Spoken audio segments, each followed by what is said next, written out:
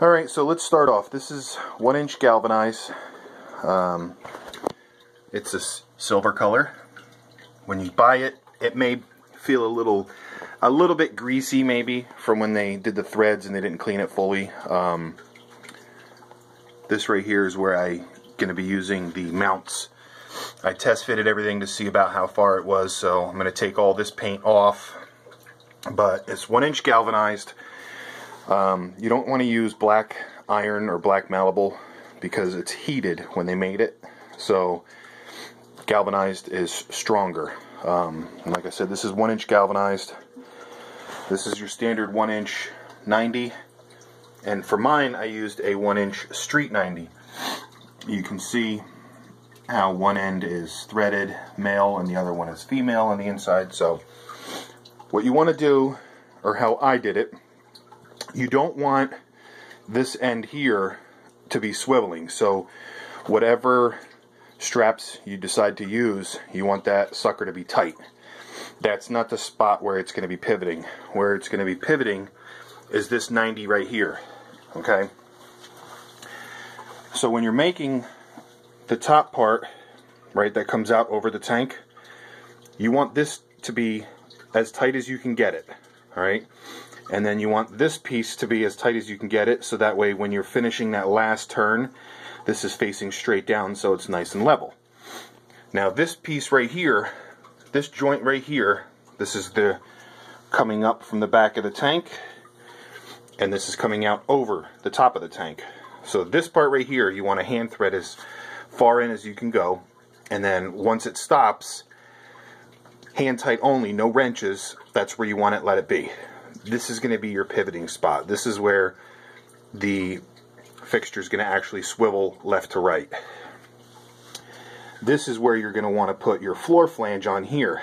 And I'll show you that when you put this on, this is going to be hand tight as well. So that way you can turn the fixture at that spot. So it's going to have two pivoting spots. So you're going to be able to swing it all the way left, all the way right, and then turn your canopy left to right as well. So it gives you the most adjustability that you can get out of it. So here it is. It's almost all fully painted. I just got to paint the bottom side of that. All I used was some Dawn and some hot water, and I scrubbed the pipe real good. And this paint is actually the Bear Ultra paint that I used to paint the wood. I just used a roller on it, and you can see that it came out nice and smooth.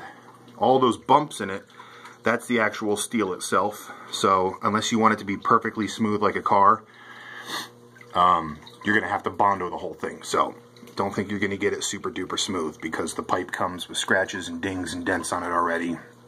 So try and get it as clean as you can, but unless you're up this close on it, you'll never see those dings or dents or bumps or anything like that. So alright, let's get on to the next step. The next step is the wiring.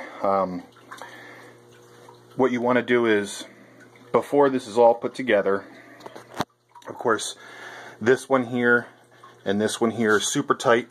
Use a pair of pipe wrenches. You don't have to, but to make it a little bit stronger, use some pipe wrenches or whatever kind of tool you got to make it tight. And what I did is, this is for T5 or any light fixture. If you want to take the light fixture apart and cut the wires to make it super smooth and hidden, like in my last video where I actually show you guys, you don't even see these wires. You know, I ran them up from through here and then up and around. I suggest if you're going to run the wires through, the easiest way to do it is to get a good string or rope and tie it to the ends of these, fish the string or rope through here, and then pull these through all the way, because pulling wires through these pipes, it's not easy. If you're going to use one wire, no big deal. So these are just standard tool wires, they call them, so you can take high amps, you know, some pretty thick stuff. This is good for, you can't see that, but it's 13 amps, 125 volt, 1600 watts, and it's got your ground. So that's that. Alright, so here it is. The post that I just showed you is now mounted to the back of the stand. This is that floor flange that I'm talking about. You can get this Lowe's or Home Depot.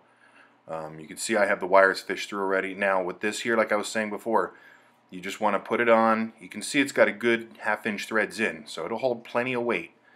And then just hand tighten it once it stops. Leave it as is, so you can mount whatever you want to it, and it will be able to swivel. So you have that back 90 swiveling, and that floor flange will swivel as well. So from here, you can use that floor flange to mount it to any type of fixture or brackets that you want to design yourself that works best for you and your lights. Alright, so here's the canopy that I put on ahead of time, and the flange actually gets bolted underneath. I didn't bolt this canopy directly to the floor flange. It actually gets bolted directly to the metal housing of the T5 fixture, because the way I designed the T5 fixture is it fits perfectly snug inside of the wooden canopy. So when I move the canopy, essentially it's moving everything all at once. So I get everything all up in place, I have all my wires ready, and prepare to do the wiring itself. Now everything's all painted and everything's good to go and dry, so I'm not really worried about anything, and plus I can always touch it up. But wiring was pretty simple, you know, basic wire nuts. I did use some tape to hold the slack of the wiring up against the metal fixture itself so that it doesn't push down on my reflectors, because the reflectors that came with this are really nice. They actually give each bulb, like, I think a wider spread, because the center louvers actually come down about 1.5 inches, 1 3/4. So I think it shines a little bit brighter than a typical reflector. So here it is underneath, all done and installed. Everything's mounted, and again, this canopy will work for any fixture. You just got to figure out a different way to mount your light, whether it be LEDs or T5s or whatever, metal halides. But here it is finished. As always, that Bare Ultra paint, I love it. It's perfect, super shiny, super smooth. So I hope you guys enjoyed, and I'll show you again how it works. Alright, so this is the clip from my last video, but in case you didn't see that, here's how the floor flange swivels. It's not going to fall off the threads unless you just keep going around and around and around. And if you do that, then that's on you. But anyway, so you got that full movement from that back 90 and the full movement from the floor flange. This 1-inch galvanized pipe, I would say a rough estimate on the weight of the wood that I used and the T5 fixture itself, I would say is probably right around, I would say maybe 15, 18 pounds total. And it's not budging at all. I use this galvanized pipe when I'm plumbing, and we use it a lot to support things and hang expansion tanks, which hold 30-40 gallons or 30-40 pounds of water. So don't feel that this galvanized is going to bend or break. So again, I hope you guys enjoy, and I love this build. Anybody has any questions, hit me up in the comments section below, and as always, like, comment, subscribe, and share. See ya.